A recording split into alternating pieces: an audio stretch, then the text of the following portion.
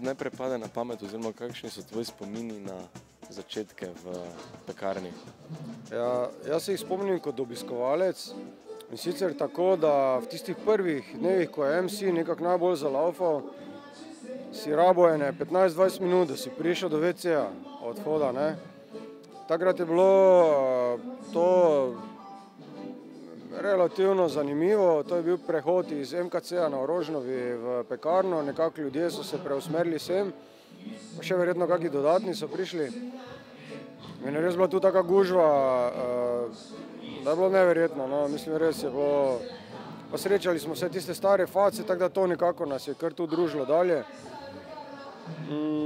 Na začetku je bilo malo manj koncertov, kot je mogoče v MKC-ju bilo.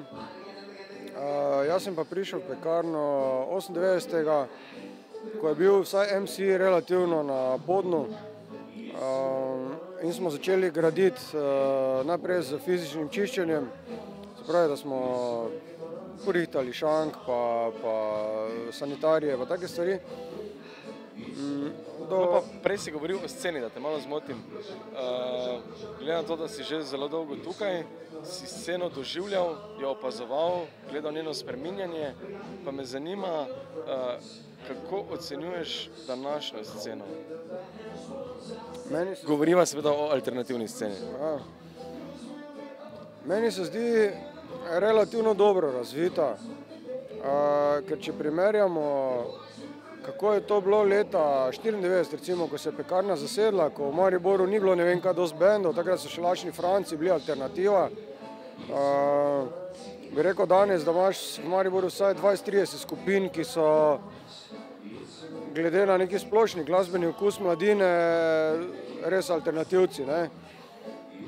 In to je dober pokazatelj, kam gre smer razvoja. Res, da mogoče mladi niso več toliko dovzetni za neke koncerte pa to, ampak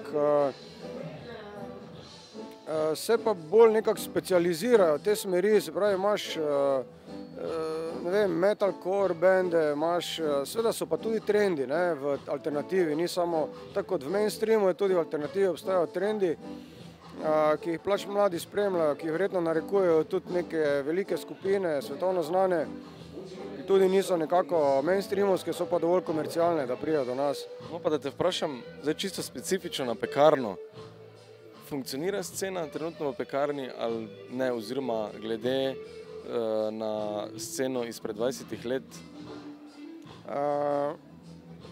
Ni čisto ista. Bom rekel, da je številčno manjša, ker se je verjetno razkropila mladina po mestu, saj je nastalo vmes še vsaj 20-30 možnih lokacij, kamor iti zvečer, ne, pa če ni zdaj od nekoga največji vzgib, da gre ven koncert poslušati, se pravi, se gre samo družiti s sošolci, ki pa imajo različne glasbene okuse, potem seveda ima dosti možnosti. Ja bi rekel, da manj ljudi hodi sem, ampak scena pa še vedno obstaja.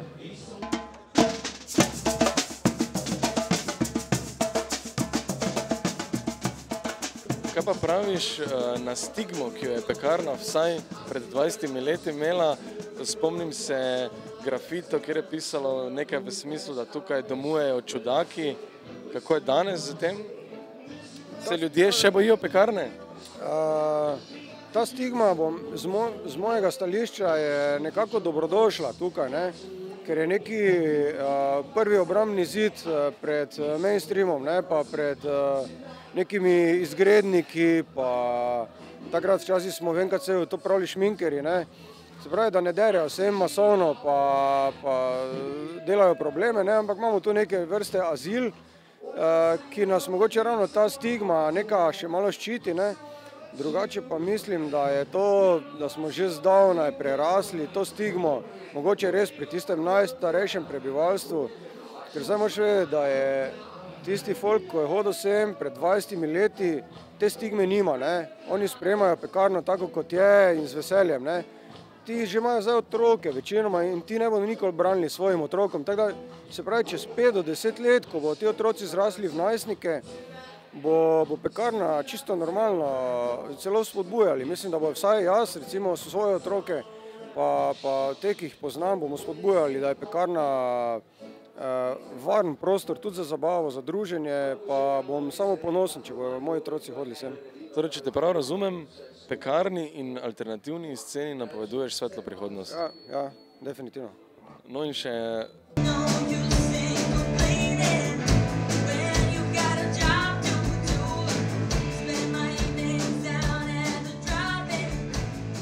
Kako sodelujete z občino?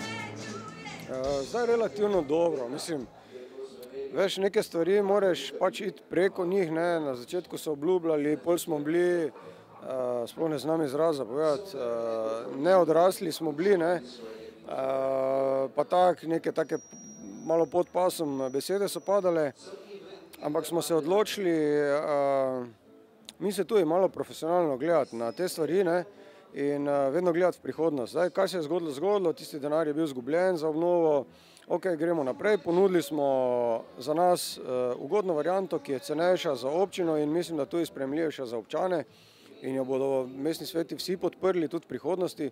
Ravno zaradi tega smo si taki model obnove, se pravi, da gre za investicijsko vzdrževanje, smo si zamislili ravno zaradi tega, ker je poceni in zaradi tega ne bo noben mestni svet v prihodnosti, ali je levi ali desni ali kakršenkoli, ne bo nikoli proti temu, ker je za manj denarja bo naredilo to, da bomo mi zadovoljni, pa okoliški prebivalci bo zadovoljni, tako da jaz mislim, da je sodelovanje z občino ok, no.